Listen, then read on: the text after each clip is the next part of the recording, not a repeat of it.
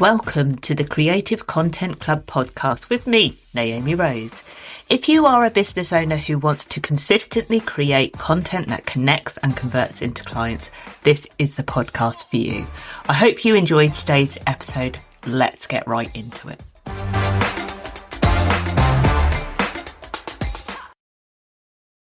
Hello and welcome to episode number 18 of the Creative Content Club podcast. I'm your host, Naomi Rose, and I love everything to do with content.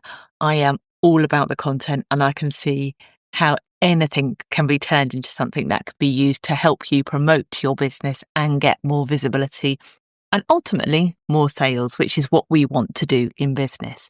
I am going to share a really great episode with you today, which is about how to write content that stops the scroll in seconds. So I'm not going to just be talking about social media here, because it's not just social media that stops the scroll. It's in all different kinds of places that we can really capture the people that we want to buy from us, capture their attention and make them take note. So when I'm talking about stopping the scroll, I'm not necessarily talking about social media in isolation. It could be your advertising, it could be your emails, it could be your website, it could be the tagline that you have displayed on Google My Business. This is all part of content that is really important. What I often see though is many business owners sharing some really great, useful bits of content. Unless we make it so that people want to take note, they're not. They're just going to filter it out. We have this process, and this is where I always say start with your own behaviours. Get to know yourself. Get to know your own self-awareness, because when we start to recognise our behaviours, we can start to think about how our ideal clients behave when they are searching for something that they need to solve a problem for, or if they're not even realizing they've got a problem, or they don't know what the solution is to what's going on, because it's not necessarily they know they've got a problem. They will recognize symptoms before problems. It's that kind of language that will suddenly start speaking to them and really stop the scroll, so they see that you are the problem solver for whatever it is they are in whatever position they are. So I'm going to give you some suggestions that might help you grab your audience's attention. And it means that your content can work smarter rather than harder. We can repurpose stuff with slightly different hooks, but has the same content. Because as I say so many times on this podcast, is repetition builds reputation, and that's what brings us in sales. Saying it over and over and over again is what's going to work for you. We don't have to keep reinventing the wheel. So what I would really love for you to do before I get into some tips for you is go to social media, go to your emails, go and type something in that you're experiencing right now that you need help with into Google, and see what captures your attention. See what makes you stop. See what it is that actually makes you suddenly become aware of something. What is it? And what do you feel? What is it that draws you in? Really be observant of your own behaviour. By the way, I have got Ruby with me recording today. In case you wonder what the noise are, we've got a new window being installed in our roof, our new Velux, because our other one had completely disintegrated. So she might join us on the podcast. She is known for not being quiet. So if you can hear a dog in the background, that's who it is. But this is what I want you to do, going back to today's podcast, is really think about what is it that makes you stop? Because this will start to really make us aware of what might make our ideal client stop. First thing, which is really important when it comes to your content, is start with a headline that really packs a punch. Headlines are super important. If you go to a news app, go and read the headlines, right? We always say, I've read the headlines today. They've given us a summary of what's going on. And we will go into the articles that really draw us in, that capture us. That's the latest news that we want to know about, whether that's in our area, whether that's relevant to our lifestyle, whatever that might be. We will be drawn into those to then read more. And that's what I want you to do with your content. I want you to lead with a headline. Think you are a journalist and you want to capture that news story. because the headline is what will make people stop. And it's not necessarily, we know some of the headlines can be misleading. Yes, we know that. That's not about what we're doing here. What we are doing is think about it in the terms of when a journalist writes a headline.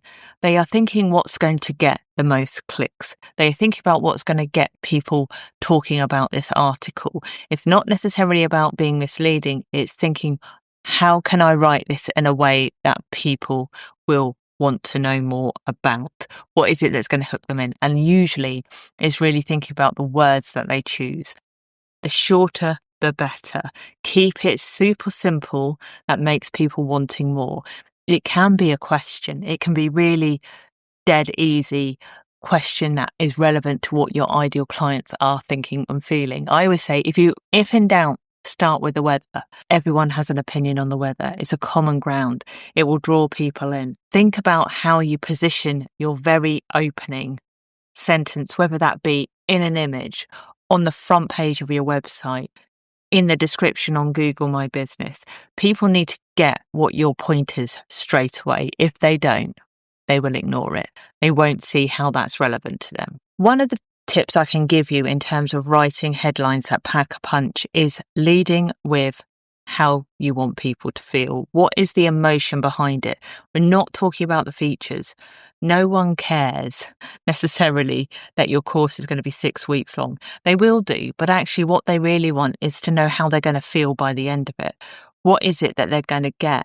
They want to have that feeling of excitement, or know that they're going to get a problem solved, and know that they're going to have money coming in. So they've got that security, they feel safe, whatever it might be, depending on what your business is. They're not interested in the features.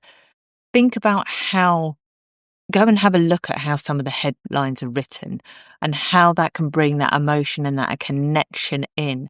Just go to your favorite news app, and go and have a look and see how headlines are written. It's a really good way to start thinking about, well, what emotions, how are people feeling about this? What is it that's actually going to connect them with what you're wanting them to read? Think about how they want to feel, or how they are feeling now. When you scroll through and observing your behaviors, what is it that it triggers? What makes you stop? It's usually because, they get me. They get where I am right now. And that's what we need to do with those headlines, and using emotions rather than features. Understanding the symptoms of what people are feeling right now is what's really important. Often we feel like we have to talk business all the time. And it's a conversation I've had a couple of times this week within my course and in the membership about how to integrate those small talk conversations and personality without feeling like we're shoehorning it into our content, and without feeling like we're being really exposed. Because sometimes talking about our own personality and bringing in those kind of small talk conversations feels like we're going off piste. It feels like we're not talking about the right thing. What small talk does is open up a conversation. People want to know you're human. They want to know that they can have a genuine connection and conversation with you. And sometimes we have to start with the small stuff first. If I led with what's wrong with your content right now, most people probably wouldn't answer. In fact, they wouldn't probably necessarily know, other than they're not making any money from it. It's usually the thing that comes up. If I gave options, it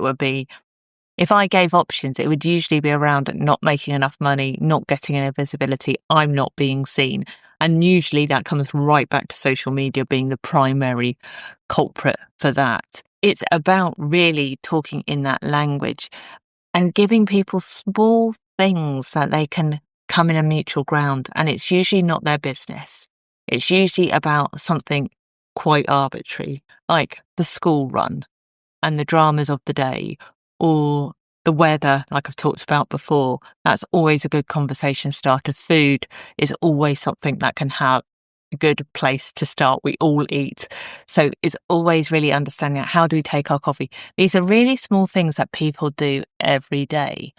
And what we're doing is building that connection and breaking up the mundane stuff, because there is so much heavy business chat sometimes when you are reading through your emails, when you're looking at the social medias, even when you're thinking about what blogs should be out there, this makes people stop and take note. And more importantly, because they're stopping and taking note, you're going to be the thing that they see. So when you do tell them something really important relating to business, they feel like they've got that connection with you. You feel like you've got a mutual common ground, and they're going to read more about what you are talking about and start to listen and trust you more because you're standing out from the crowd. You are giving people what they need, and that's that connection to know that you understand them. Because there are hundreds of people that sell what you do, like there's hundreds of people that sell what I do. People don't work with me because of what I sell. They work with me because of me and my approach to how I do it. And that's the really important thing. And building that starts with small talk, starts with those small conversations. And it's bringing in those little bits of personality, bits of humor, bits of things that maybe aren't going well that day, or something that you're really proud of, or getting a little bit outside that comfort, dipping your toe and stretching yourself to share something that is a bit more vulnerable that people can relate to. Doesn't have to be a big story. It could just be starting to really do that well. The other thing when it comes to really stopping that scroll, and I learned how to do this back in the early days of social media when you only had 140 characters in Twitter. And I often had, for the organizations I was working for at the time, I had to turn very heavy data reports, information that was very technically scientific into something that someone who just liked to go for a loo, a brew and a view on a weekend, have a nice day out with the family, would understand and feel compelled to take action with. So you can see how different those two are, having really heavy technical scientific data and putting that into something that's 140 characters that will be inspiring, that will make people feel enough to want to do something, act on behalf of that. The thing with this was it was having to be simple and bold. It was challenging 140 characters, trying to get that information into that small space. It really tested you in terms of really observing the words that went in, really observing words that didn't need to be there, about the padding words, as I call them, but it stripped it back. Sometimes it would take me quite a long time to get that message really clear that still reflected what the core of the action I needed people to take was, but really break it down into a simple way that people could easily and quickly understand. But not only that, they feel compelled to take an action, either reply, either click a link, or share it, retweet it. And it was that where I learned how to be really simple and bold with what I should say in terms of content. It was really breaking down the simplicity. We feel like we need to fill things out. Feel like we need to tell more because it gives us that confidence to show we are the expert in what we do. And I am an oversharer, right? I'll want to put everything into a masterclass. If you've been to one of my masterclasses, you will know I do give a lot of information away because I don't know where to stop sometimes. But sometimes that is overwhelming and it's too much. And particularly in the case of when we want to create that headline that makes people want to stop and find out more about you and find out more about how you can solve their problems, simplicity and boldness is really important. Just keeps people really relating to you, knowing that you can speak their language, knowing that they kind of go, you get me, you understand me. I feel understood and seen by you because you are talking in a way that makes sense to me. And I've worked in the world of digital and marketing for a very long time now in communications teams. And like I say, you learn how to communicate with people that is easy for everybody to understand. It's not about dumbing down. We're not talking about dumbing down. You are the expert in what you do. And we need to make our content accessible to people. And we do that being simple and bold. We keep it short, we keep it simple, and we make it powerful. That will really start to hook people in. It could be a real relatable truth. It could be a question. Sometimes you need to say the things out loud that your audience is thinking, that your audience is feeling, but are too scared to admit. Because sometimes as business owners, we have lots of thoughts running through our heads on a daily basis. And as you, as a leader and the expert in your field, we need to sometimes be the brave ones to call out those exact things that people are feeling. Really break it down into the actions and the symptoms and the actions that people are doing. Think about how they are behaving. What is it that is happening right now? Write down those actions, break it down, and keep it simple and bold. Do you find you get to 7:37 p.m. in the evening and you've still not posted an Instagram and make a panic post? Or you've realised you've not sent an email to your list for 3 weeks and you quickly write an email with a sales offer on it, which falls on deaf ears. It's those kind of things people will relate to. But sometimes it's about talking about, you'll get this, you'll understand this because I know who I'm talking to. And we do that by being simple and keeping it bold. And that's how we really start to stop the scroll. It's not necessarily about being really clever. In fact, I don't want you to be clever. That's not what we're looking to do here. It's about finding the headline that really packs a punch with your ideal client, that really stops and makes them think. And you can do that with images as well. It's not just words. You can do that with images. But it's also about thinking about what those emotions are, not the features of what you're selling, but what is it that people are feeling. Share your personality, let them in a little bit, let them get to know you with those small talk questions, and do it in a really simple and bold way. That is it. That is exactly how you're going to stop the scroll. It takes practice. It's not easy, but I would really love for you to think about your next email, your next post, and I want you to summarize it in 140 characters in the way that I used to do in Twitter, because that will really help you. Write it out in the long form. Write out everything you want to say first, then look at it and think, how can I simplify this? How can I cut it down? How can I make it shorter? And do that and do it again, because that is exactly how I learned how to do all of this. So do that exercise. Get it into 140 characters, because that will start to really get people's attention much quicker. I hope this episode has been really helpful for you.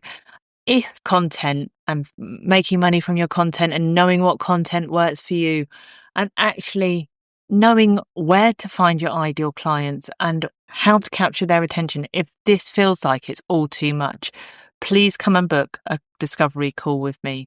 I am looking to work with just a small number of one-to-one clients between now and the end of the year, and my package is absolutely bargain price for what it is. It's a really intensive way of working, but it's designed to fast track you, because I believe that the more intensely we work, the better your results will be at the end of it. And I'd really, really love for you to come and work with me if this is something you're struggling with. By the end of it, you'll know exactly what content is going to help convert. You'll know how to get the consistency, which is what is going to pay off in the long run. And you'll know which stories to tell, where and when, and more importantly, how to get people to take notice. If you are interested in working with me one-to-one, just DM me or email me with the word interested. All right, lovely people, I'll speak to you soon on the next episode. Thank you for listening to the Creative Content Club podcast with me, Naomi Rose. Don't forget to hit that subscribe button and give this podcast a review. If this episode gave you clarity or sparked a new idea, I'd really appreciate it if you could share it with someone else who would find it useful. If you haven't already, give me a follow on Instagram and come and connect with me on LinkedIn. And finally, don't forget to check out the show notes to take my quiz to find out exactly why your content isn't converting into clients. Thanks again for listening, and I'll be back again next week with another episode.